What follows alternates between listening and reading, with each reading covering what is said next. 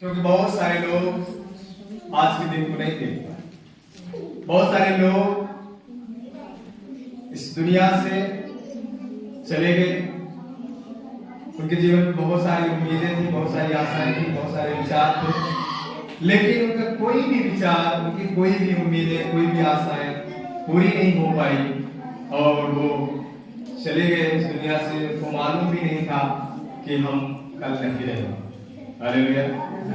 लेकिन परमेश्वर ने हमें और आपको जीवित रखा है, भला चंगा रखा है, तो कहीं ना कहीं ये परमेश्वर की दया है, कहीं ना कहीं ये परमेश्वर का अनुग्रह है। Hallelujah, hallelujah, hallelujah. इसलिए हमें परमेश्वर को धन्यवाद करने की विशेष जरूरत है और आवश्यकता है। सबसे बड़ी बात यह है कि जिस परमेश्वर ने हमें और आपको बनाया, तो हमें उसकी कोई चिंता नहीं होती। जो हमें सब कुछ देता है, हमें उसकी कोई चिंता नहीं रहती। पर हम सबसे ज्यादा इन दिनों में चिंता करते हैं संसार की। हम इस बात को भूल जाते हैं कि जो हमारा नुकसान और फायदा दोनों कर सकता है वो परमेश्वर है। लेकिन हम उससे नहीं डरते। हम ये नहीं सोचते कि वो कहीं नाराज ना हो जाए, पर हम ये सोचते हैं कि मनुष्यों में, संसार में कहीं लोग नाराज हो। आज सबसे ज्यादा मनुष्य को खुश करने में लगा। समझ रहे? आज मनुष्य को खुश करने में लगा। हम कभी ये नहीं सोचते हैं कि परमेश्वर खुश हो, मनुष्य खुश हो कि ना हो, लेकिन परमेश्वर खुश होना चाहिए। लेकिन हम कभी इस बात को नहीं सोचते हैं। किसी प्रभु के दास ने इस बात को कहा था कि रब राजी तो सब राजी। यदि परमेश्वर खुदा यदि राजी है तो मान लीजिए सब राजी है ना। लेकिन सबको राजी करने के लिए हम क्या करते हैं? खुदा को गुस्सा दिलाते हैं, खुदा को नाराज करते हैं। लोग हमारे बारे में क्या सोचते हैं, लोग हमारे बारे में क्या कहते हैं, हम हमेशा इसी सोच में पड़े रहते हैं। आज जिंदगी में हम जो कुछ भी कर रहे हैं वो किसके लिए करते हैं बताइए? परमेश्वर के लिए कर रहे हैं या संसार के लिए कर रहे हैं? अपने लिए कर रहे हैं, दूसरों के लिए कर रहे हैं? लेकिन हमें तो ऐसा नहीं लगता कि अपने लिए कर रहे हैं। सबसे बढ़िया कपड़ा आप कब पहनते हैं? जब घर में रहते हैं तब, या घर से बाहर जाते हैं तब? क्यों? ताकि लोग देखें। नहीं, वो तो ठीक है, वो सही है, लेकिन आप जो काम करते हैं वो किसके लिए करते हैं? आप सबसे बढ़िया वाला कपड़ा तब पहनते हैं जब आप घर से बाहर जाते हैं, ताकि लोग देखें कि हाँ इनके पास बढ़िया कपड़ा। बहन लोग सबसे बढ़िया मेकअप, बढ़िया वाले स्नो पाउडर, बढ़िया स्प्रे कब लगाते हैं? जब बाहर जाएंगे, बारात में जाएंगे, किसी शादी में जाएंगे, किसी पार्टी में जाएंगे, ताकि लोग देखें। हम लोगों के लिए सब कुछ करते हैं, हम लोगों को खुश करने के लिए सब करते हैं, पर हम ये नहीं सोचते कि क्या परमेश्वर भी इन बातों से खुश है। अच्छा कपड़ा पहनने के लिए परमेश्वर मना नहीं करता, लेकिन हम कब करते हैं ये सब? लेकिन आप देखिए, लोग जब चर्च में आते हैं, आप उन्हीं व्यक्तियों को देखिए जब वो शादी में जाएंगे तब उनके पास कैसे कपड़े होंगे, और उन्हीं व्यक्तियों को देखिए जब वो चर्च में आएंगे तब उनके पास कैसे कपड़े होंगे। कोई भी पहन के चले आते, कभी ये नहीं देखते कि सबसे बढ़िया वाला हमें पहन के जाने की जरूरत है। अब अभी संसार का कोई विधायक, कोई नेता, कोई मंत्री आ जाए तो उसके पास सबसे बढ़िया वाला कपड़ा पहन के उसके सामने जाएंगे कि हमारे क्षेत्र का मंत्री आ रहा है, हमारे प्रदेश का मुखिया आ रहा है, हमारे देश का मुखिया आ रहा है, बढ़िया वाला कपड़ा उसके सामने पहनते जाएंगे। लेकिन जब हम उसके सामने आते हैं तो सारी दुनिया को बनाया, सारे संसार को बनाया, सारी सृष्टि को बनाया, तो हम उसके सामने कुछ भी पहन के आ जाते हैं, कुछ भी पहन के आ जाते हैं। हम ये नहीं सोचते कि हम कौन सा पहने। हमें हमेशा कोशिश करना चाहिए, हमेशा हमें कोशिश करनी चाहिए कि हम बढ़िया वाला कपड़ा पहन के परमेश्वर के भवन में जाएं। परमेश्वर के सामने हम साफ सुथरा जाए, अच्छा जाए, उसके पास जाए अच्छा पहन के। हम लोगों को दिखाने के लिए नहीं, परंतु परमेश्वर हमें देखे। कल हम एक वचन को पढ़ रहे थे और बहुत बेहतरीन तरीके से वो वचन था, और शाम को हम उस विषय में चर्चा कर रहे थे कि हमारी गवाही कहां से आ रही थी। हम सोचते हैं कि जो यहाँ लोग हैं वो हमारे बारे में बात करें, लेकिन हमारे बारे में वो सब गलत ही बात करेंगे, कभी भी वो सही बात नहीं कर सकते। यीशु मसीह के बारे में लोगों ने गलत गलत बात की। यीशु मसीह के बारे में लोगों ने कहा अरे ये देशद्रोही है, ये धर्म विरोधी है ना, अरे ये जादू टोना करने वाला है, ये शब्द को नहीं मानता है, ये मूसा की व्यवस्था को नहीं मानता है। कितना कुछ उससे कह रहे थे, कितना कुछ यीशु मसीह के बारे में लोगों ने कहा, लेकिन यीशु मसीह ने उनकी चिंता नहीं किया।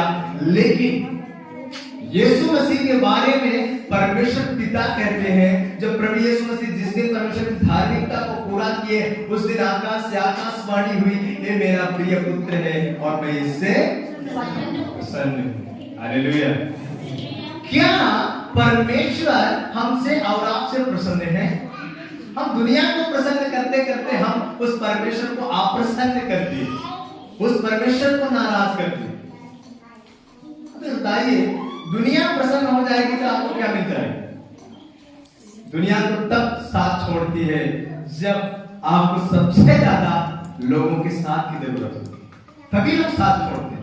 आप अच्छी सी मुसीबत में आप पड़ जाइए, अच्छी तकलीफ में आप फंस जाइए, कोई आपसे हाथ आप पूछने नहीं आएगा। पता है क्यों? इसलिए नहीं पूछेगा कि कहीं ये हमसे पैसा ना मांगे, कहीं हमसे कोई मदद ना मांगे, क्या इसको करना, कोई नहीं आएगा उस टाइम पे। पर उसी टाइम पे आपको सबसे ज्यादा लोगों की जरूरत होती है कि लोग आपसे मिले, लोग आपके पास आए, उसी समय सबसे ज्यादा जरूरत होती है। लेकिन उसी समय लोग आपका साथ छोड़े। लेकिन परमेश्वर कभी आपका साथ नहीं छोड़ता। हर परिस्थिति में, हर परिस्थिति में वो आपके साथ रहता है, भलाई हो बुराई हो, लेकिन हर परिस्थिति में वो आपका साथ रहता है, कभी साथ नहीं छोड़ता।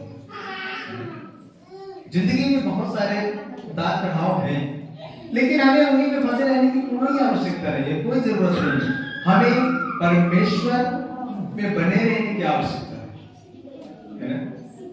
जब भी हमारे जीवन में तकलीफ आए, बीमारी आए, दुख आए, कष्ट आए, तो हमें उसको दवा समझ के खा लेना चाहिए। अब बीमारी को समझ में नहीं दवा है, उसको आप खा लो, वो ठीक हो जाएगा। जब आपके जीवन में बहुत सारी खुशियां हैं, आप उसको मिठाई समझ के खा। कभी भी उसको दुनिया में एक्सप्लेन करने की आवश्यकता नहीं है कि मैं बहुत दुखी हूं, मैं बहुत परेशान हूं, मैं बहुत संकट में हूं। दुनिया में कहने से कोई फायदा नहीं। आज हमें सबसे ज्यादा इस बात को जानने की जरूरत है कि हम अपनी जरूरतें किससे कहें, कहां कहें। आज पता है लोग अपनी जरूरतें कहां कहते हैं? अपनी जरूरतें आज लोगों से बताते रहते हैं। उनकी व्यक्तिगत जो जरूरत है, उनके घर की जो जरूरत है, उनके परिवार की जो जरूरत है, उनके व्यक्तिगत जीवन की जो जरूरत है, वो लोगों से कहते रहते हैं कि ये मेरी जरूरत है, ये मेरी बात है, ये मेरी समस्या है, लेकिन परमेश्वर से कभी नहीं कहते। और अपने घर की बुराई भी दूसरों से लोग करते रहते हैं। आपके घर में यदि कोई बुराई है, कोई गड़बड़ी है, तो परमेश्वर से कहिए कि प्रभु इस बुराई को आप दूर कीजिए, जो मेरे घर में, मेरे परिवार में। दूसरों से कहने से क्या फायदा? हम अपने घर की कमी दूसरों को क्यों बताएं? लेकिन आज सबसे ज्यादा यही हो रहा है। थोड़ा सा पति पत्नी में बात हो जाए तो बाहर तक बात फैलेगी, और पत्नी अपने पति की बुराई करती फिरेगी, पति अपनी पत्नी की बुराई करते फिरेगा। तो लोगों से कहेंगे मेरी पत्नी इतनी बेकार है, मेरी पत्नी इतनी खराब है, मेरी पत्नी बुरी है, ये है वो। बताइए क्या फायदा है ये बोलने से? अब जो लोग नहीं जानते थे वो भी जानने लगे कि वास्तव में उनकी पत्नी खराब है। किसने कहा? आपने। अब यदि आपकी पत्नी अच्छी भी हो जाएगी, तब भी लोगों की नजर में आपकी पत्नी क्या रहेगी? खराब नहीं, खराब, क्योंकि आपने बताया है ना लोगों कि मेरी पत्नी खराब। आपका पति बाद में कितना भी अच्छा क्यों ना हो जाए, लेकिन आपने अपने पति के बारे में जो संसार में बो दिया ना, तो लोग आपके पति को उसी दृष्टि से देखेंगे, वो भले ही कितना अच्छा क्यों हो जाए। एक बात जानते हैं क्या हो? एक बार एक प्रचारक को एक परिवार में बुलाया गया और वो गए। शाम का वक्त था, शाम को उस परिवार में मीटिंग थी, ठंड का टाइम था। एक सच्ची घटना मैं आपको बता रहा हूं। ठंड का टाइम था और वो गए वहां, और उस व्यक्ति के घर में जब पहुंचे तो दरवाजा बाहर से बंद था जहां प्रार्थना होने वाली थी। वो अपनी टीम के साथ गए थे, अपने लोगों के साथ गए थे, 2-4 लोग थे पास्टर के साथ में। अब जब वो गए, दरवाजा खटखटाने लगे, बोले मैं फलाना पास्टर हूँ, आज आपके घर में मीटिंग के लिए आपने बुलाया था, आप दरवाजा खोलिए। पता है अंदर से क्या आवाज है? अंदर से उस व्यक्ति ने कहा आप चले जाओ, हमें कोई मीटिंग नहीं करनी आपसे, आपके साथ। तो पास्टर ने कहा क्यों? तो बोले कुछ आपसे बात ही नहीं करना है, आप चले जाओ। बहुत बोलने के बाद तो नहीं माना, दरवाजा तक नहीं खोला। आखिरकार पास्टर को वापस वहां से निकलना पड़ा, लेकिन रात तब तक ज्यादा हो गई थी।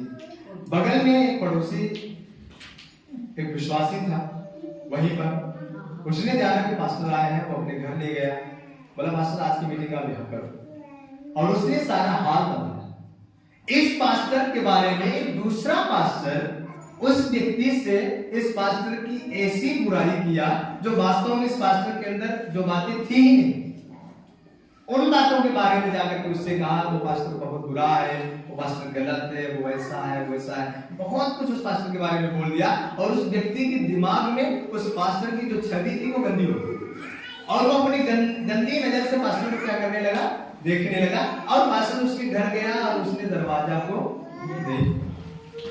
अच्छा ये बात चलती रही।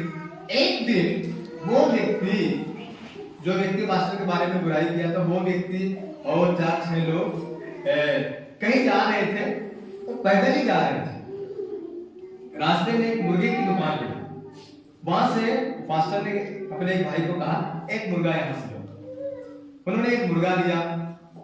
उस व्यक्ति ने उसको कहा कि उसको कुछ करवाना मत, उसका सिर्फ गला कटवा दो मुर्गे का, बस, और कुछ नहीं करना। उसके बाद बोलिए, और उसी व्यक्ति को, जिस व्यक्ति ने पास्टर की बुराई किया था, उसी व्यक्ति को उसने दिया। पास्टर ने कहा आप इसके पंख निकाल, चलते चलते इसके पंख निकाल डालो, तब तक हम लोग वहां पहुंच भी जाएंगे, इसका पंख भी निकल जाएगा। अब उस व्यक्ति ने निकालना शुरू किया, सारे पंखों को निकालते निकालते निकालते निकालते आखिर उस जगह तक पहुंच गए। उसके बाद जब पंख निकल गया तो उस व्यक्ति ने कहा ठीक ये लीजिए पास्टर, पंख तो निकल गए इसके।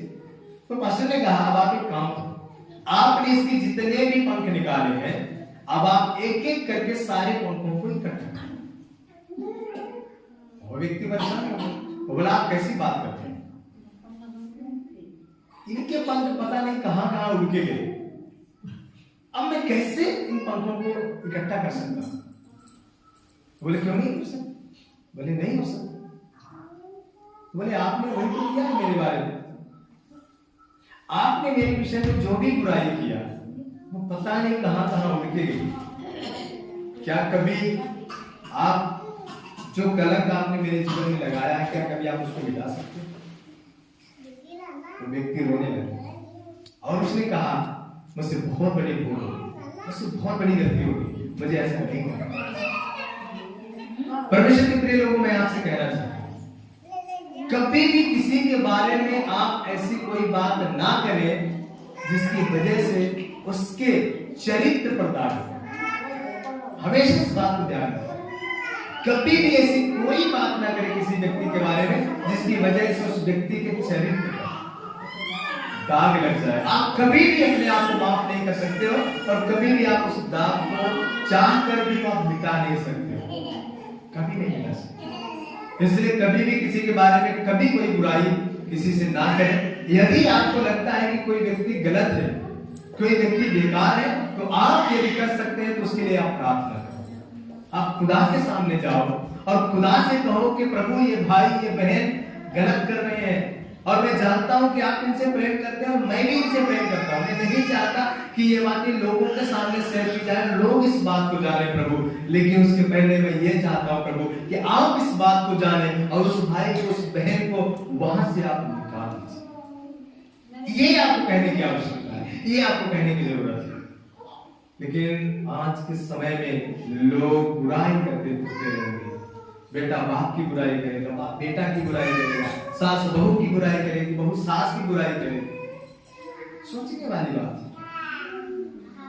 पति पत्नी की, पत्नी पति की बुराई करता है, एक दिन वो अच्छे भी हो जाएंगे, लेकिन आपने जो बुराई कर दिया वो तो संसार में फैल गया।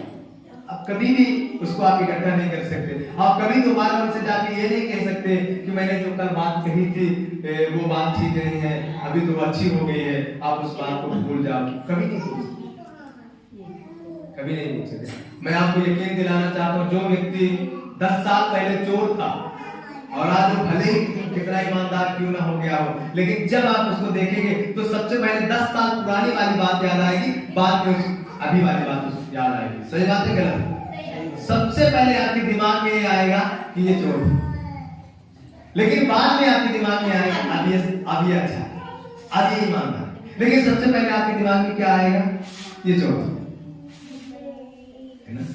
इसीलिए आपने जो बात शुरुआत में कह दी वो बात कभी भूलती नहीं और उसी दृष्टि से लोग देखते हैं। इसलिए कृपा करके आप लोग कभी भी ना तो अपने बच्चों के बारे में, किसी के बारे में कभी भी, भले ही वो कितने गलत है, कितने गंदे हैं, कितने बुरे हैं, आप किसी से ना कहें, किसी से ना कहें। यदि आपको कहना है सिर्फ और सिर्फ आप उसी परमेश्वर से कहें जिनको आप अपना समझते हो, जिनके पास जाकर के आप अपनों की बुराई करते हो और उनको अपना समझ करके उनके सामने आप अपनों की बुराई करते हो और अपनों को आप गैर समझते हो। कल वही व्यक्ति आपका गैर हो जाएगा और जो आपका अपना है आपने उसको पहले से ही गैर मान लिया है और आप बीच में फंस जाएंगे। आखिरकार लास्ट में वही आपका साथ देगा, उसी के साथ आपको रहना पड़ेगा। समझ रहे हैं मेरी बात? इस बात को आपको समझने की बहुत जरूरत है, बहुत आवश्यकता है। कभी ऐसा नहीं करना चाहिए। और यही बातें हमारे जीवन को क्या करती हैं? पीछे करती हैं। कई बार हम परमेश्वर से मांगते रहते हैं, लेकिन हम मांगते मांगते हम उसको पाते नहीं। यही बातें हमारे जीवन में एक दूसरे की बुराई होने के कारण, बुराई भरी रहने के कारण हम नहीं पाते। एक मतलब को पढ़ेंगे, एक राजा है बाइबल के अंदर जिसका नाम है सुलेमान। सुलेमान के बारे में आप सब लोग जानते हैं। ये सुलेमान जो है तो परमेश्वर का शुरुआत में बहुत भय मानने वाला राजा था, क्योंकि ये दाऊद का बेटा था। और एक दिन जब ये राजा बना, राजा बनने के बाद एक दिन इसने एक पर्वत पर जाकर के और परमेश्वर के लिए बड़ा बलिदान किया परमेश्वर के लिए। और परमेश्वर इसके बलिदान से क्या हो गया? खुश हो गया, प्रसन्न हो गया। पढ़िएगा उस वचन को, उसका पहला राजा, उसका तीसरा अध्याय, उसका 5 वचन।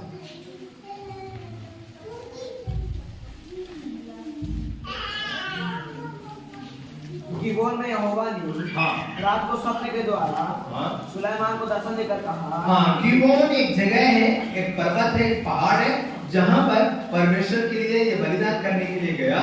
और वहां पर परमेश्वर ने इसको क्या किया?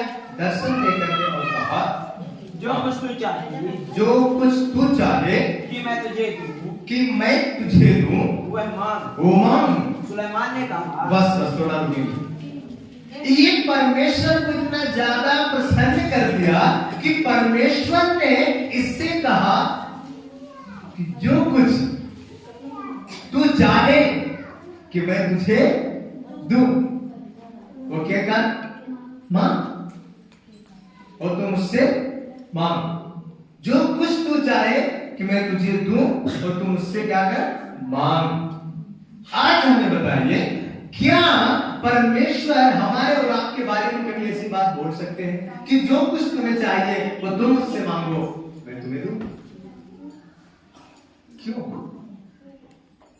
क्यों नहीं बोल सकते? क्या कारण है? उसने कुछ मांगा भी नहीं था उस टाइम पे। उसने तो सिर्फ परमेश्वर को बलिदान किया था, उसने तो सिर्फ परमेश्वर की भक्ति की थी, उसने तो सिर्फ परमेश्वर की आराधना किया था उस पहाड़ में, बाकी उसने कुछ मांगा नहीं था परमेश्वर से। लेकिन परमेश्वर उसकी आराधना को देखकर, उसकी भक्ति को देख करके और वो प्रसन्न हो गया और खुश हो गया। और वो परमेश्वर कह रहा है कि जो कुछ तू चाहता है कि मैं तुझे दूं, वो तुम मुझसे मांग और मैं तुझे जरूर दूंगा। तब सुलेमान बात। अब सुलेमान क्या कह रहा है? अब पढ़े आगे।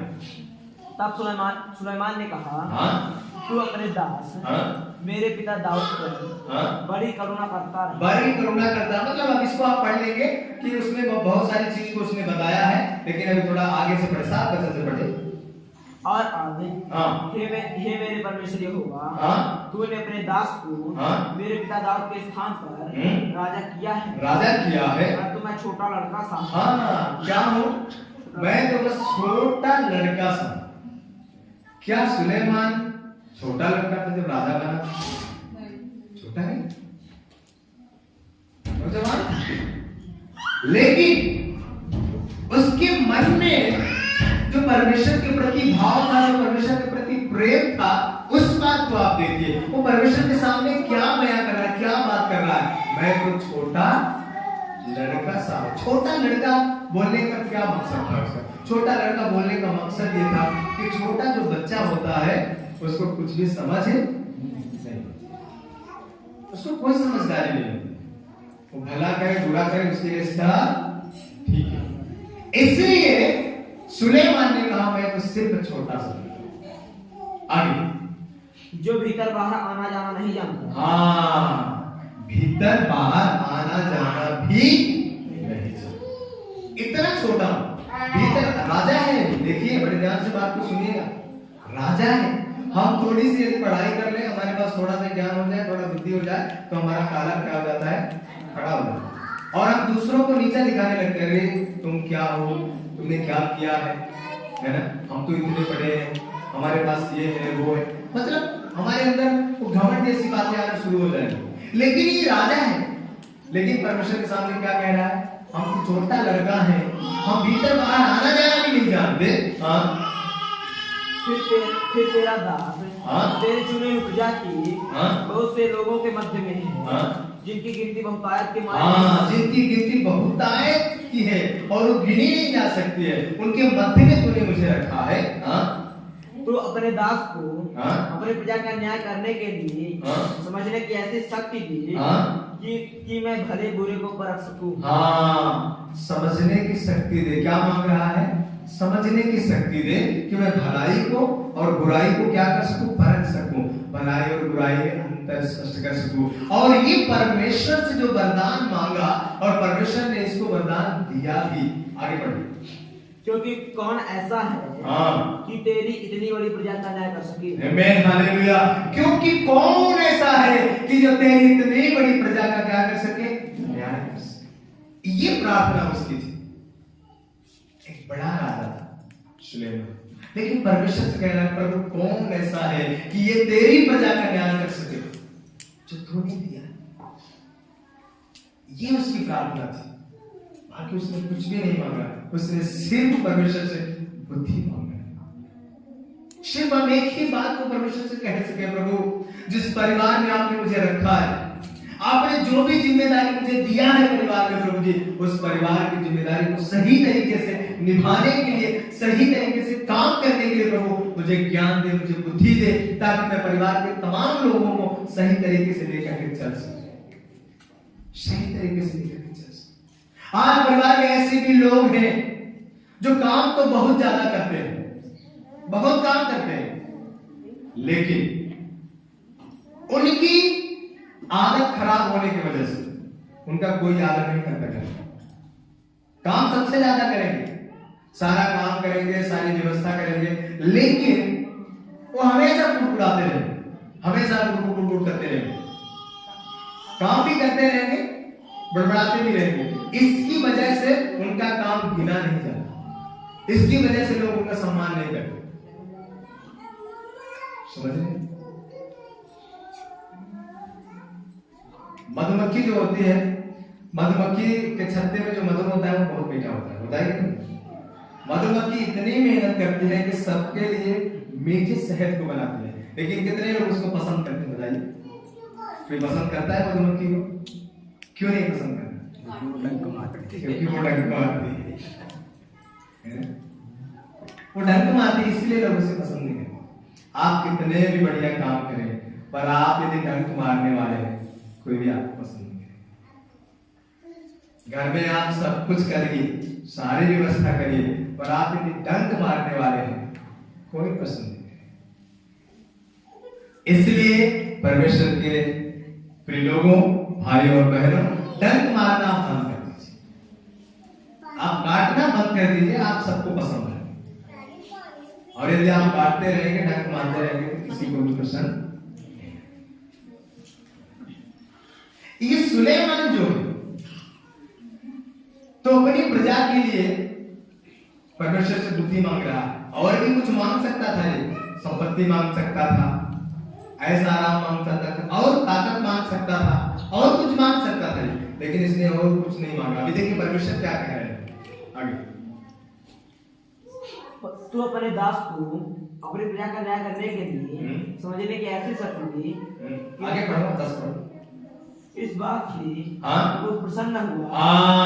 इस बात से प्रभु क्या हुआ? प्रसन्न।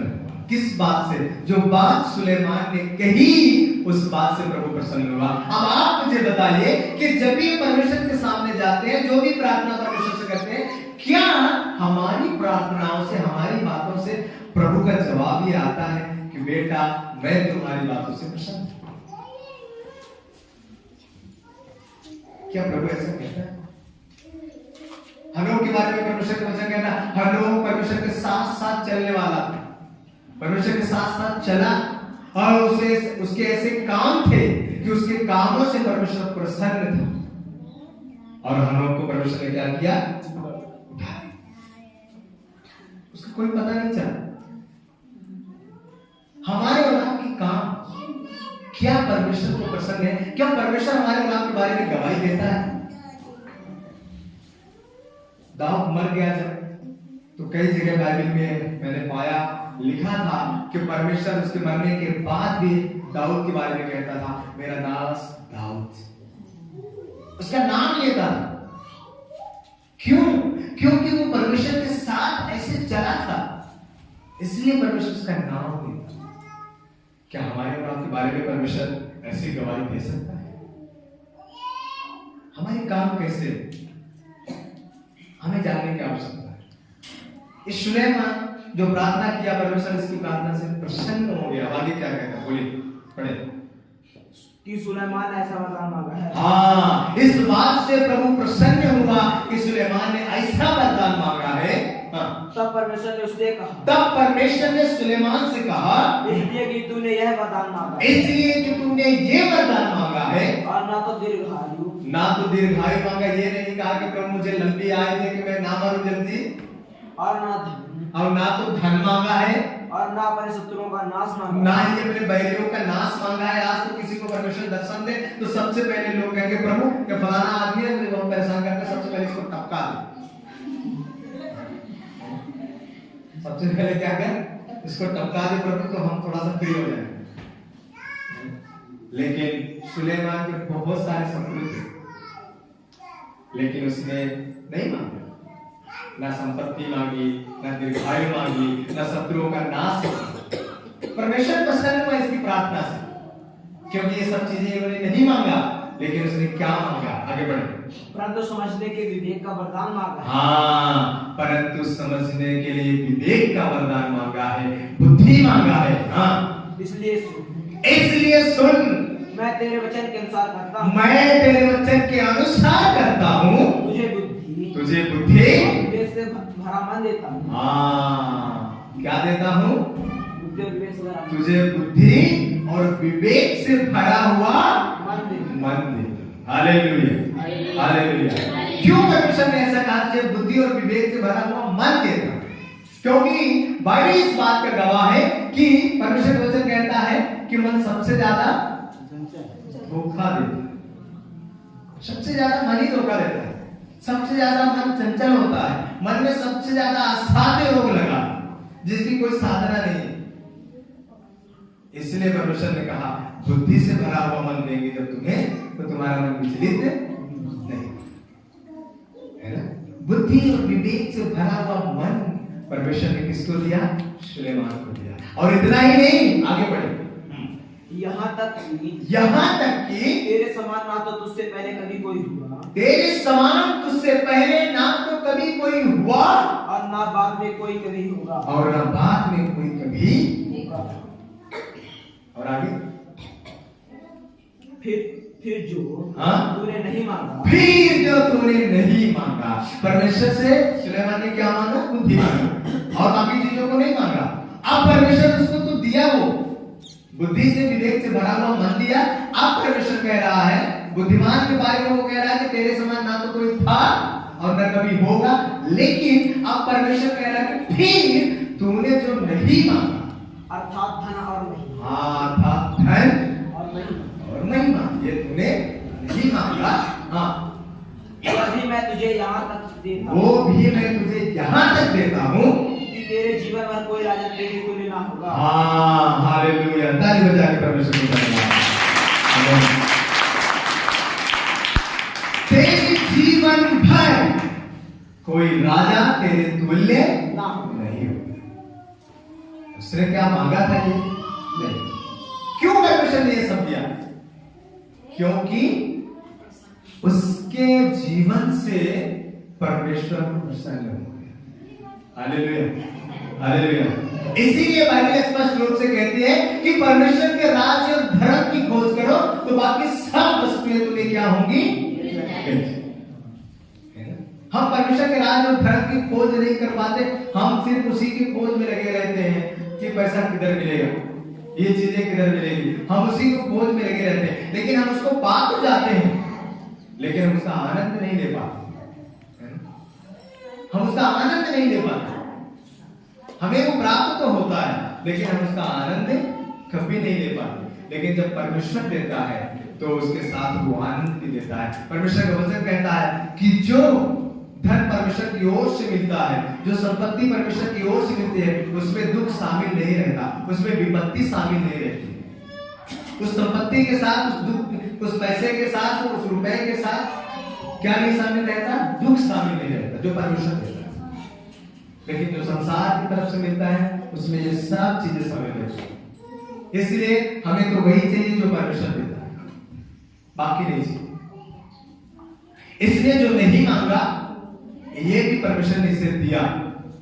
हाँ, और आगे फिर यह तू अपने पिता दाऊद के समान मेरे मार्गों में चलता हुआ। हाँ, यदि तू अपने पिता दाऊद के समान, अभी देखिए फिर बोल रहा है परमेश्वर, दाऊद का नाम ले रहा है, अपने पिता दाऊद के समान मेरे मार्गों में चलता रहे, मेरे विधियों, मेरे विधियों और आज्ञाओं को मानता रहे, और आज्ञाओं को मानता रहे, तो मैं तेरी आयु को बढ़ाऊंगा। हाँ, तो मैं तेरी उम्र को भी बढ़ाऊंगा, बहुत दिनों तक तू जीवित रहेगा।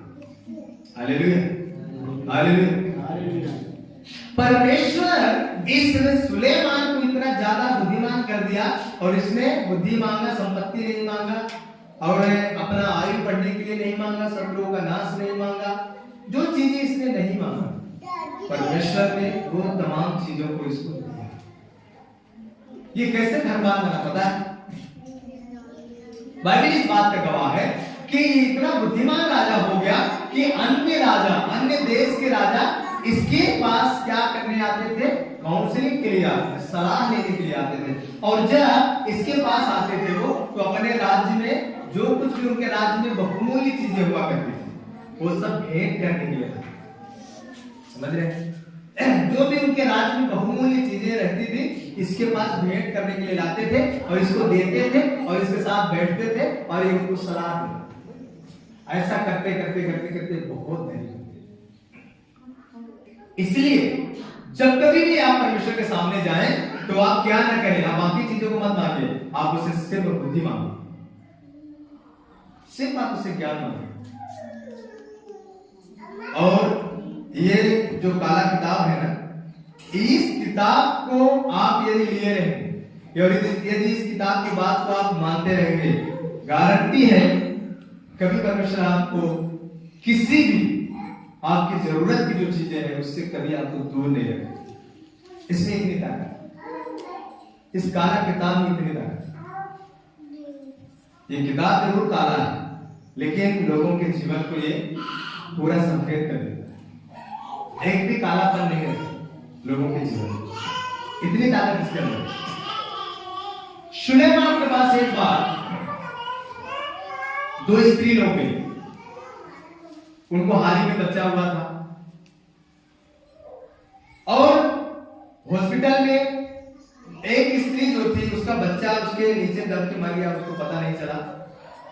तो जब ये उठी तो इसने देखा कि मेरा बच्चा मर गया, लेकिन बगल में जो एक बेड है उसका बच्चा जीवित है और वो सो रही है। तो इसने क्या किया कि अपना मरा हुआ बच्चा ले जा करके उसके बेड में लिटा दिया और उसका जिंदा बच्चा क्या किया, इसने ले लिया, अपने पास लेके आई। अब जब वो स्त्री की नींद खुली तो उसने देखा कि ये जो मरा हुआ बच्चा है ये तो मेरा नहीं, ये तो किसी दूसरे का। और उसने जब अपने बच्चे को सामने वाले बेड में देखा तो वो बोली, मेरा बच्चा। इसी बात में झगड़ा शुरू हो गया। अब ये झगड़ा कहां तक पहुंच गया, राजा सुलेमान के दरबार तक पहुंच गया। अब सुलेमान के पास ये दोनों स्त्री पेश की जाती है उस बच्चे को लेकर के, जिंदा बच्चा भी और मरा हुआ बच्चा भी, दोनों बच्चे को लेकर जाते हैं। अब पहली स्त्री जो थी जिसका जीवित बच्चा था, उसने कहा कि ये जिंदा बच्चा मेरा है और ये मरा हुआ बच्चा इसका। लेकिन जिसका बच्चा मर गया था उसने कहा नहीं, ये झूठ बोल रही है, ये जिंदा बच्चा मेरा है, मरा हुआ बच्चा इसका। सुलेमान भी परेशान हो गया, तो क्या करें। अब ये छोटे बच्चे हैं, अभी के जन्मे हुए बच्चे हैं, इनमें ऐसी कोई ज्यादा चिन्हारियां नहीं है कि कैसे इनकी पहचान कराई जाए। अब परेशान हो गया, लेकिन परमेश्वर की बुद्धि के अनुसार, जो बुद्धि परमेश्वर ने दिया था, सुलेमान ने अपने मंत्री से कहा एक तलवार मेरे पास था, तलवार मंगाई। उसके बाद एक जल्लाद को बुलाया और वो तलवार उसके हाथ में दिया और जल्लाद से कहा इस बच्चे का 2 टुकड़ा कर दो और एक टुकड़ा इसे दे दो और एक टुकड़ा इसे दे दो। पता है वहां पर क्या हुआ? वहां पर जिसका वो बच्चा है, वास्तव में जो मां है उसकी, जिसका वो बच्चा था, तो उसने कहा नहीं, बच्चे को मत मारो, ये बच्चा उसको दे दो। उसने कहा ये बच्चा उसी को दे दो, कम से कम कहीं भी रहेगा तो मेरा बच्चा जिंदा तो रहेगा। लेकिन जिसका वो बेटा नहीं है, उसने कहा नहीं, इसको आधा आधा करो, एक टुकड़ा इसको दे दो, एक मुझे दे दो। तब सुलेमान समझ गया। तब सुलेमान ने कहा ये बच्चा पहली को दे दो जिसने कहा कि इस बच्चे को जिंदा रहेगा, क्योंकि वो समझ गया कि बच्चा इसका है और इसके अंदर की ममता झलक उठी। लेकिन जिसका नहीं है उसने क्या कहा कि बच्चे को 2 टुकड़े कर दो, एक उसे दे दो, एक मुझे दे दो। और इसकी न्याय की चर्चा पूरे विश्व में फैल गई कि राजा सुलेमान के जैसा आज तक कोई न्यायी राजा नहीं हुआ। क्यों? क्योंकि उसके अंदर परमेश्वर ने वो बुद्धि दिया, परमेश्वर ने वो ज्ञान दिया, परमेश्वर को समझ दिया। मैं आपसे बताना चाहता हूं, यदि परमेश्वर आपको बुद्धि दे तो कभी भी आपके घर में, आपके परिवार में कोई भी भली वस्तु की घटी नहीं होगी। एक एक चीजें आपके पास होंगी, कभी कोई कमी आने नहीं देगा परमेश्वर, आगे आपके पास बुद्धि है। लेकिन कई बार हम सुलेमान के जैसे नहीं मानते। बाइबल में लिखा है, पढ़िएगा उस वचन को, उसका पढ़िए, पहले राजा उसका याकूब 4:2।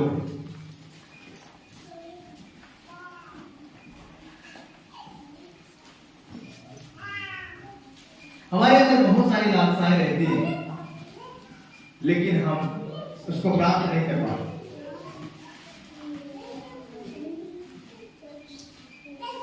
तुम लालसा रखते हो। हाँ, ध्यान से सुने।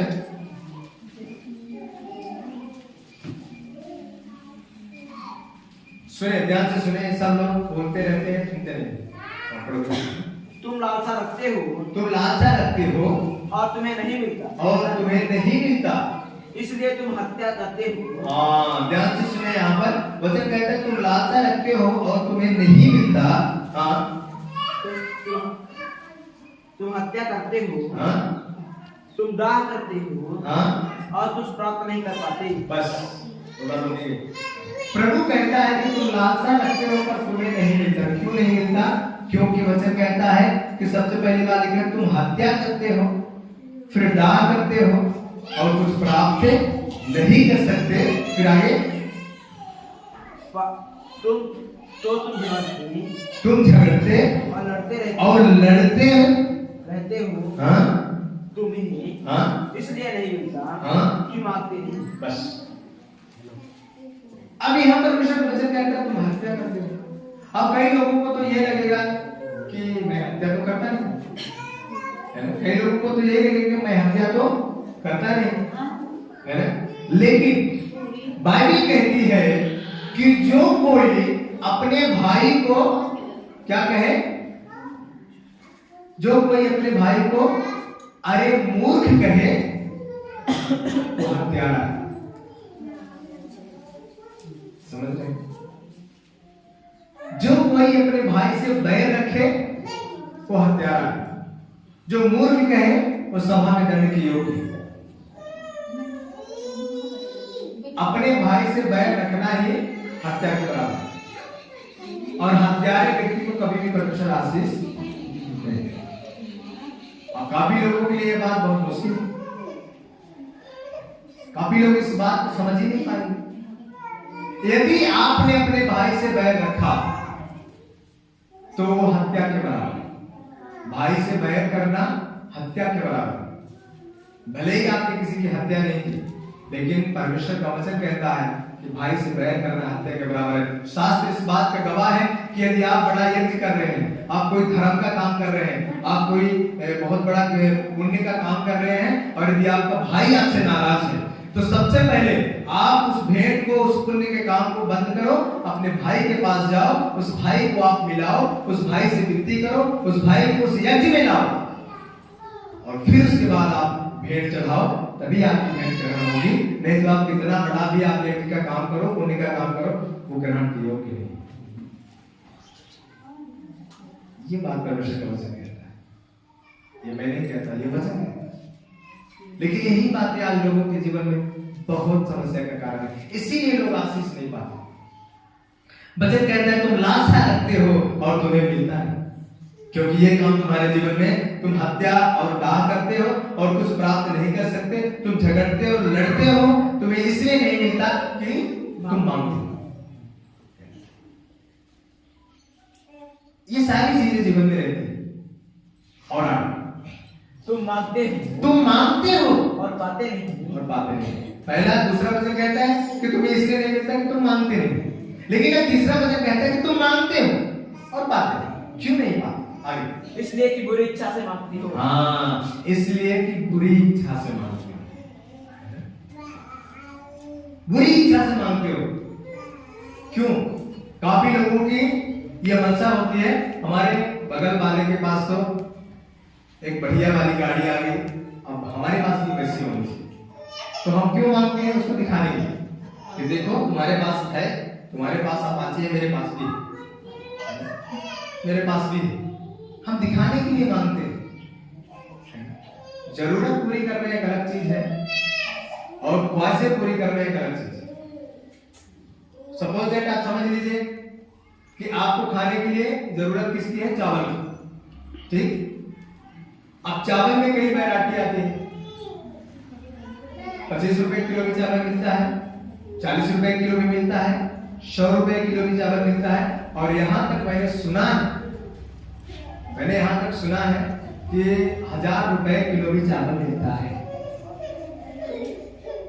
आप बताइए वो कौन सा चावल होगा जिसकी कीमत 1000 रुपए किलो है? चावल ही। और जो भूख इस चावल से मिलेगी 25 रुपए वाले से, वही भूख 40 वाले से मिलेगी, वही भूख 100 वाले से मिलेगी, वही भूख 1000 रुपए वाले से मिलेगी। अब आपको खाना किस लिए है? भूख मिटाने। और किसी काम के लिए क्या खाना है? सिर्फ भूख मिटाने के लिए खाना है। अब आपकी मनसा क्या है? नहीं, मुझे 1000 रुपए वाला चावल चाहिए। लेकिन परमेश्वर कहते हैं बेटा तुम्हें भूख ही तो मिटाना है, 40 रुपए वाला खाना। चल ठीक है, 40 वाला छोड़, 100 वाला दे दो। लेकिन 1000 की जरूरत क्या? 900 तो बचेंगे। लेकिन हम क्यों 1000 रुपए वाला लेते हैं? ताकि बगल वाले से हम जाके कहें आज हमने 1000 रुपए वाला चावल खाया, ताकि उसको ये पता चले कि 1000 रुपए वाले खाने 1000 का चावल खाते हैं। बड़े बड़े होटलों में हम जाते हैं, फिर वहां से खा के आएंगे, फिर लोगों के सामने हम बयां करेंगे, पता है फलाना होटल में रुके थे, बोलती हूँ। मैं भी अपनी जिंदगी में बहुत महंगे होटल में रुका हूं, लेकिन आपने कभी किसी से नहीं कहा कि मैं इतने महंगे होटल में, ऐसे होटल में मैं रुका हूं कि वहां दरवाजे को खोलना नहीं पड़ता, आप जाएंगे दरवाजे खुल जाएंगे ऑटोमेटिक, है नल के पास आपको चालू करना नहीं पड़ेगा, आप नीचे हाथ लगाइए पानी चलने लगेगा, जैसे हाथ हटाएंगे पानी बंद हो जाएगा। आप हाथ धोइए, आपको हाथ सेकने के लिए कुछ चालू करने की जरूरत नहीं है, उसके नीचे आप हाथ लगाइए, तुरंत हीटर आप गर्म हवा देगा, आपका हाथ सूख जाएगा। ऐसे जगहों में रुका, हाथ धोने की जरूरत नहीं पड़ती है। ऐसे ऐसे पेपर्स आए हैं कि आपको सूखे दिखेंगे, जैसे आप हाथ में उसको पकड़ेंगे वो पेपर्स, वो कपड़े हैं ऐसे इस प्रकार के बहुत महंगे आते हैं, वो तुरंत वो गीले हो जाएंगे और आपका हाथ पूरे साफ करके पूरी तरीके से साफ कर देंगे, जैसे आपने डिटॉल लगा के धोया। ऐसे ऐसे पेपर्स आते हैं।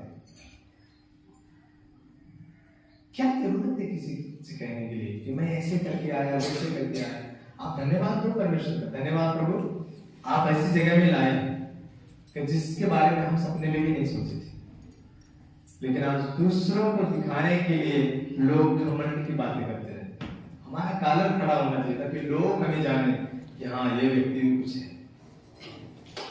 लोग जाने या ना जाने, आपका पिता आपकी गवाही देना चाहिए, आपको परमेश्वर आपकी गवाही देना चाहिए, वो आपसे प्रसन्न होना चाहिए, वो आपसे कहे कि मैं तुमसे प्रसन्न हूं, आप तुम मांगो जो तुम्हें मांगना है। तो फिर आप क्या मांगेंगे? फिर बोलेंगे प्रभु BMW दे दे। हमारे गांव में तो सिर्फ लोगों के पास कार है, लेकिन जब BMW से हम चलेंगे तो लोग देखेंगे इनका परमेश्वर महान है, उससे नहीं कहेंगे महान। BMW से चलने से लोग नहीं कहेंगे कि परमेश्वर महान है, परंतु आपका जीवन, जब आपका जीवन लोग देखेंगे ना, तब लोग कहेंगे इनका परमेश्वर महान है, इनका जीवन अच्छा है। इनके जीवन से कौन दिखता है? परमेश्वर दिखता है। परमेश्वर आपके जीवन से दिखना चाहिए, आपके स्वभाव में दिखना चाहिए। आप मांगते हो पर पाते नहीं। और आगे, हे विचारियों, क्या तुम नहीं जानती कि संसार से मित्रता कर, बस आप मांगते हो और पाते नहीं क्योंकि आप बुरी इच्छा से मांगते हो ताकि आप उसे क्या करें? अपने भोग और विलास में उड़ा, है ना? आप इसलिए मांगते हैं कि मेरे पास बहुत सारा पैसा हो जाए, फिर जो मेरी मर्जी हो वो मैं खरीदूं, वो मैं पहनूं, फिर लोगों के सामने मैं जाकर उन्हें दिखाऊं कि देखो मेरे पास ये है। मुंबई में जानते हैं क्या है? मुंबई में एक प्रचलन है, जो लोग मुंबई गए हैं उनको पता है। मुंबई में लोग एक मोटी चेन पहने सोने की, सही बात है मेरे भाई, जो मुंबई में रहे उनको पता है, विकास भाई को पता है। एक मोटी सी सोने की चेन पहनेंगे, अंगूठी पहनेंगे, एक कड़ा पहनेंगे, ये वहां का रिवाज है। घड़ी पहनेंगे, लेकिन सब वेस्ट चीजें पहनेंगे। फिर क्या करेंगे? फिर मैं आपको बताऊंगा। वो जो अंगूठी पहनेंगे वो बढ़िया सी उनकी दिखनी चाहिए अंगूठी, घड़ी जब पहनेंगे घड़ी भी अच्छे से दिखनी चाहिए, उनका जो कड़ा रहता है वो भी दिखना चाहिए। कोशिश करते हैं कि ये जो शर्ट की जो बाहें हैं उसको मोड़ के रखें। मोड़ के रखना बुरी बात नहीं है, लेकिन वो क्यों मोड़ते हैं? वो दिखाने के लिए मोड़ते हैं। दूसरी बात, जहां कुछ ऐसे प्लेस रहेंगे कि जहां चोरी वोरी नहीं होती है, कुछ छीना झपटी नहीं होती है, वहां वो क्या करेंगे? ये शर्ट की 2 बटन खोल के रखेंगे, ये वाली और ये वाली। क्यों खोलते हैं पता? ताकि जो चेन उन्होंने यहाँ पहना है वो दिखे लोग, इनके पास भी चेन। समझ रहे हैं? पर कुछ ऐसी जगह होती है जहां उनको लगता है कि यहाँ मेरे जीवन के लिए खतरा है या मेरी चैन चोरी हो सकती है, तो ये दोनों बटन को क्या करेंगे? बंद करेंगे। आज बहुत सारे बहन लोगों के जीवन में भी यही था, वो बड़ा बड़ा लॉकेट पहन के और उसको यहाँ से निकाल के यहाँ इसलिए रखते हैं ताकि सामने वाले को ये पता चले कि इसके पास सबसे बड़ा लॉकेट है, और सामने वाले का लॉकेट सबसे पहले देखेंगे इसके पास कितना बड़ा है, फिर उसके बाद अपना बाहर निकाल के रखेंगे। उसको बताएंगे नहीं, पर इशारा से उसको ये बता रहे हैं कि तुमसे बड़ा है, ये इशारा कर रहे हैं कि देखो तुमसे बड़ा है मेरा। क्या जरूरत है ये सब करने की?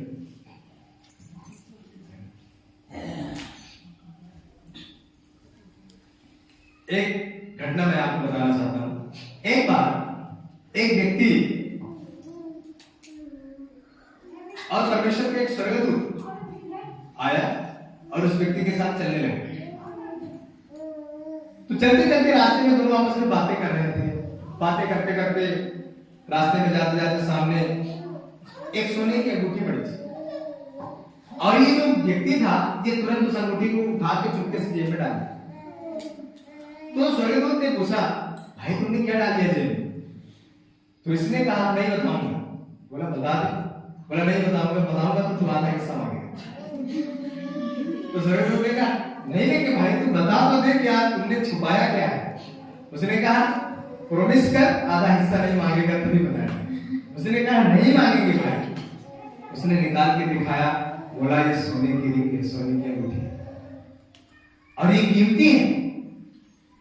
जब उसने कहा कि सोने की अंगूठी, तो स्वर्गदूत ने कहा तो क्या हुआ, सोने की अंगूठी है? तो बोला तुमको पता नहीं ये बहुत कीमती है, और ऐसा कहते हैं लोग कि जिनके पास सोना होता है ना बहुत धनी होते हैं, वो लोग बहुत धनी होते हैं, और ये सोने की अंगूठी है, ये कीमती है, तुम इसको नहीं जानते हो। तो तुम्हारे स्वर्ग राज्य में इस सोने को क्या कहते हैं?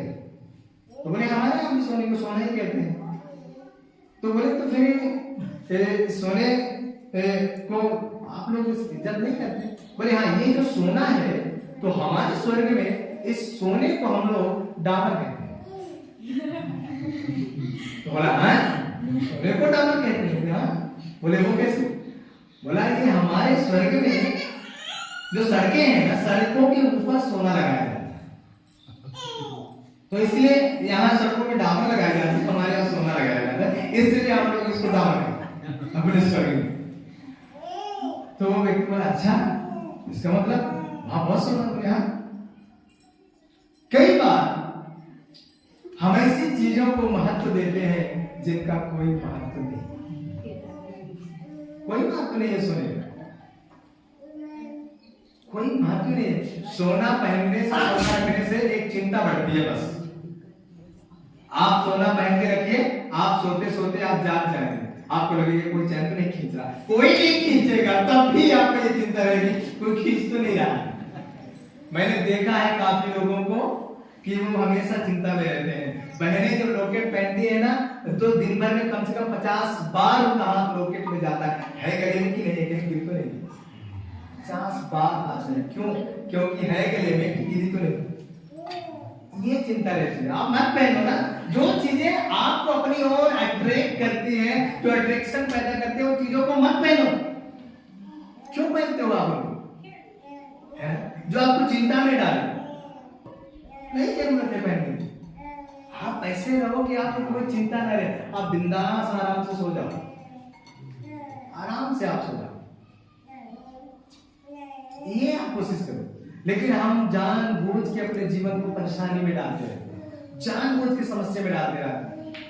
तो देखिए बहुत सारी आपने गवाहियां सुना होगा, शादियों में बहुत सारी बहनें बहुत सोना पहन के जाएंगी, पता चलता है रात में उनका कुछ सोना कट गया, और उसके बाद वो फिर गई तो बड़ी खुशी से थी, लेकिन आती है रोते हुए, रोती रोते आती है। फिर घर में क्या होता है, फिर पति देखेगा, फिर बोलेगा तू वही जा, उसको मना किया था ये सब पहन के मत जा, लेकिन तू नहीं जा। ये समस्या है। तो हम इन चीजों से अपने आप को बचा के रखें, है ना, हम उन बातों की चिंता ना करें। इसलिए हम मांगते हैं परंतु हम पाते नहीं, क्योंकि हम बुरी इच्छा से। समझ रहे? सोना खरीदना बुरी बात नहीं है, मैं उसके खिलाफ नहीं हूं, परंतु उसको ऐसे इस्तेमाल करना कि आप हमेशा चिंता में रहें, परेशानी में रहें, ये अच्छी बात नहीं। आप उसको खरीद के आप उसको ऐसी जगह में रख लो कि आप किसी को पता भी ना चले, पड़ा रहने दो, कभी आपको जरूरत पड़े आप उसे बेचो, आप काम करो, है ना। क्योंकि बहुत ज्यादा धनी लोग होते हैं ना, वो सोना खरीदते हैं, पता है क्यों? क्योंकि पैसा बैंक में रखेंगे तो उनका बैंक में क्या भरना पड़ेगा? इंटरेस्ट भरना पड़ता है, टैक्स भरना पड़ता है। इसलिए टैक्स भरने की डर से वो सोना खरीद के रखते हैं, ताकि हमें बैंक में टैक्स भरना ना पड़े।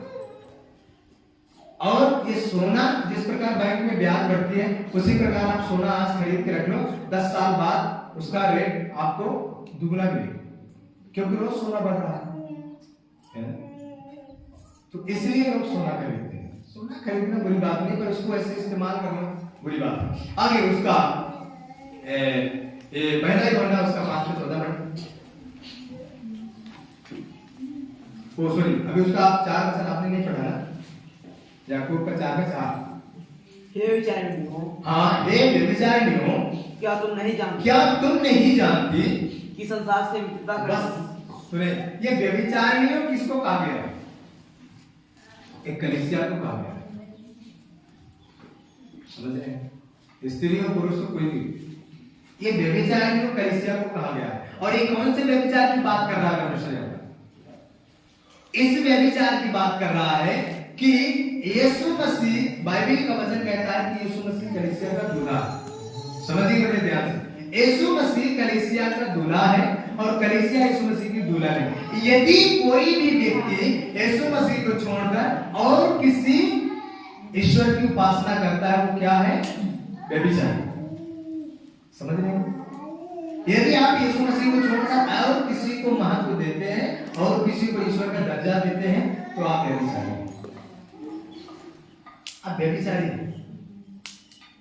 वचन कहता है स्पष्ट रूप से यहाँ पर कि क्या तुम नहीं जानती कि संसार से मित्रता करनी परमेश्वर से बैर करना है। संसार से मित्रता करना मतलब जैसा संसार चल रहा है, जैसा संसार कर रहा है, वैसा हमें भी करने की जरूरत पड़ती है, वैसा आप भी करते हैं।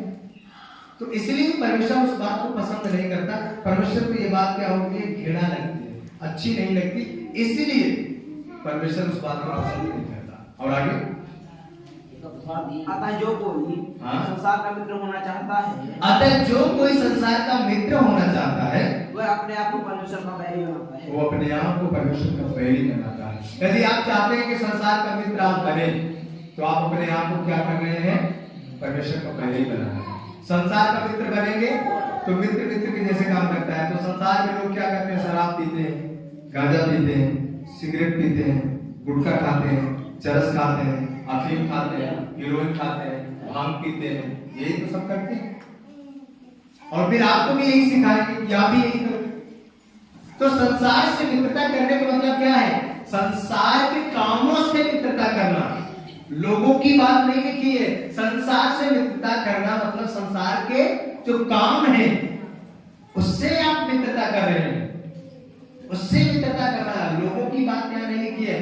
लोगों से आपको मित्रता करना है, लोगों से आपको घृणा नहीं करना, उनके कामों से घृणा करना। समझ रहे हैं? प्रभु यीशु मसीह के पास एक स्त्री को लाया गया, समझ रहे हैं, जो व्यभिचारिणी थी। बड़े ध्यान से सुनिए। और लोगों के हाथ में बड़े बड़े पत्थर थे और उसको पत्थरों से लोग मार रहे थे।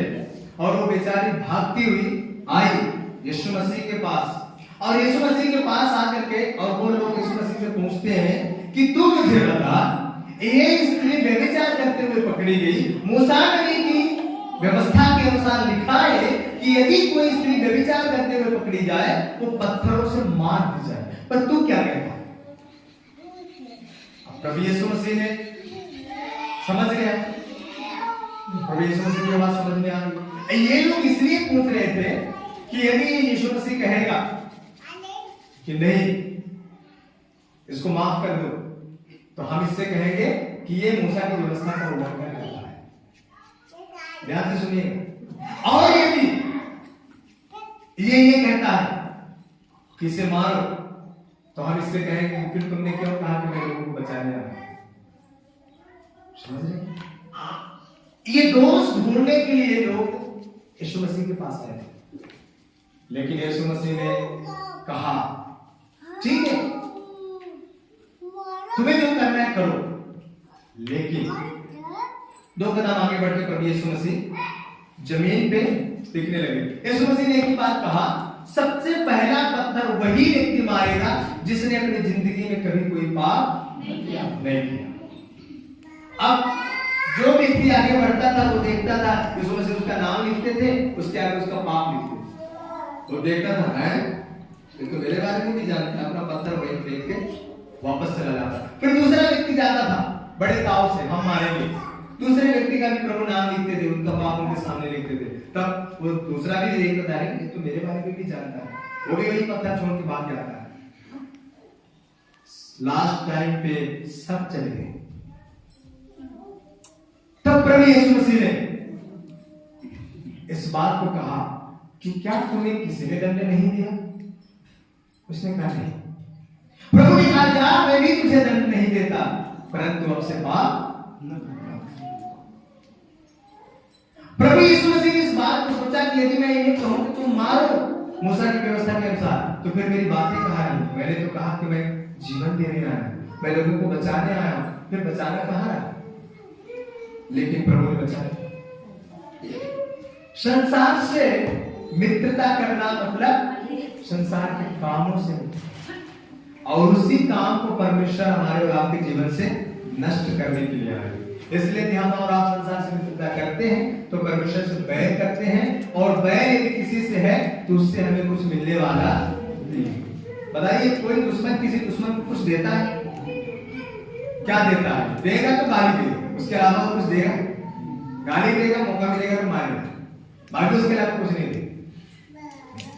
उसका पहले यूहन्ना 5:14 पढ़ेंगे।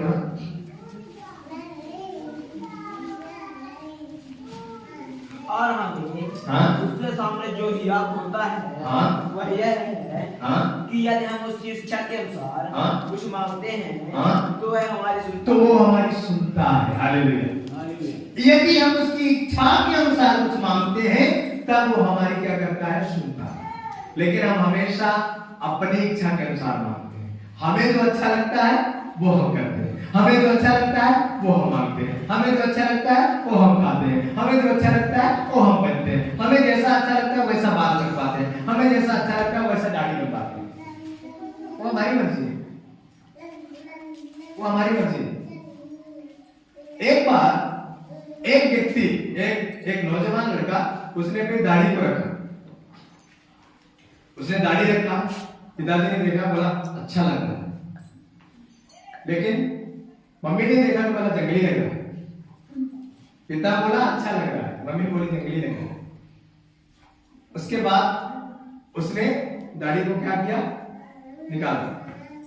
जब दाढ़ी को निकाल दिया तो पत्नी ने बोला कि अच्छा लग रहा है, लेकिन दोस्तों ने कहा पूरा हिंजड़ा लग रहा है। अब वो व्यक्ति परेशान हो गया, वो सोचने लगे भाई किसको खुश करूं, दाढ़ी रखो तो जंगली लग रहा है, दाढ़ी निकालो हिजड़ा लग रहा है, कहे तो कहे। भाई आप संसार की सुनोगे, आप नहीं जिंदगी जी सकते, आप उसकी सुनो। लोग क्या कहते हैं आपके बारे में उसको भूल जाइए, उनको मत सुनो। लोग क्या कहते हैं आपके बारे में छोड़ दो, आप उसकी सुनो। जब प्रभु यीशु मसीह को परमेश्वर ने दर्शन दिया, आकाशवाणी हुई, और जब मूसा, एलिया, जब पतरस, यूहन्ना, याकूब को दिखाई दिए तो पतरस जाके और प्रभु से कहा प्रभु हम यहाँ 3 मंडप बनाए। तो प्रभु ने कहा किस बात के लिए? उन्होंने कहा एक तेरे लिए, एक मूसा के लिए, एक एलिया के लिए। तो प्रभु ने कहा इसकी जरूरत नहीं। तब स्वर्ग से फिर आकाशवाणी हुई और परमेश्वर ने कहा कि ये मेरा प्रिय पुत्र है, इसकी सुनो। इसकी सुनो, इसकी सुनो। ये जो कहता है इसकी सुनो, तुम अपनी मर्जी मत पूरा करो। तो कभी कभी हम क्या करते हैं? हम परमेश्वर को सलाह देते हैं, हम कभी कभी एडवाइजर बनते हैं, हम उसको एडवाइस देने लगते हैं, प्रभु आप ऐसा करो, प्रभु आप ऐसा करो, हम उसी को सिखाने लगते हैं, है ना? इसीलिए परमेश्वर ने बड़े बुद्धिमानी के साथ सब कुछ बनाया, लेकिन मनुष्य को लास्ट में बनाया। यदि परमेश्वर मनुष्य को पहले बनाता तो पता है मनुष्य क्या करता?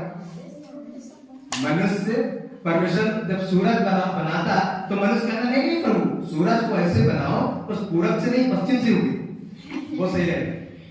इसलिए परमेश्वर ने मनुष्य को बाद में बनाया कि ये बहुत टीका टिप्पणी करने वाला है, इसलिए बाद में बनाया।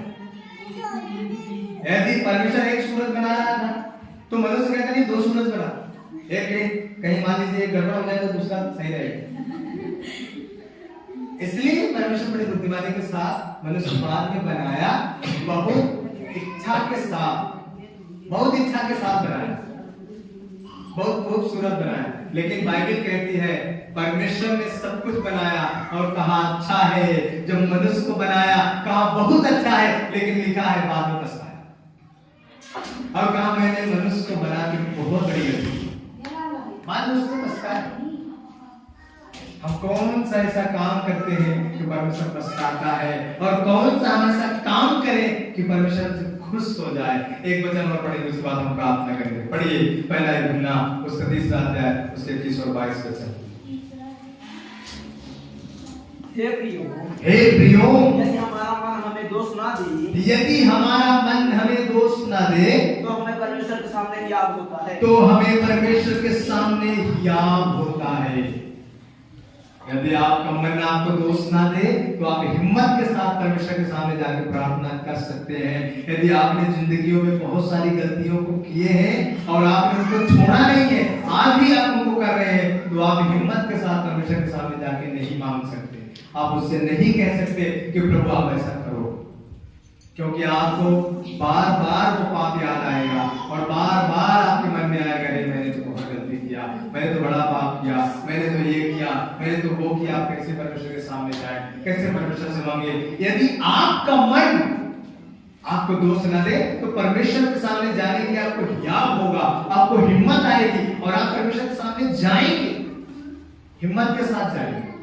लेकिन कई चीजें हैं आपके दिल और दिमाग में, आपके मनों में ऐसी गंदगियों को उत्पन्न करती हैं जो परमेश्वर से आपको अलग कर देती है, जो परमेश्वर से आपको अलग करती है। इसलिए हमें इन बातों को बहुत बारीकी से ध्यान देने की आवश्यकता है।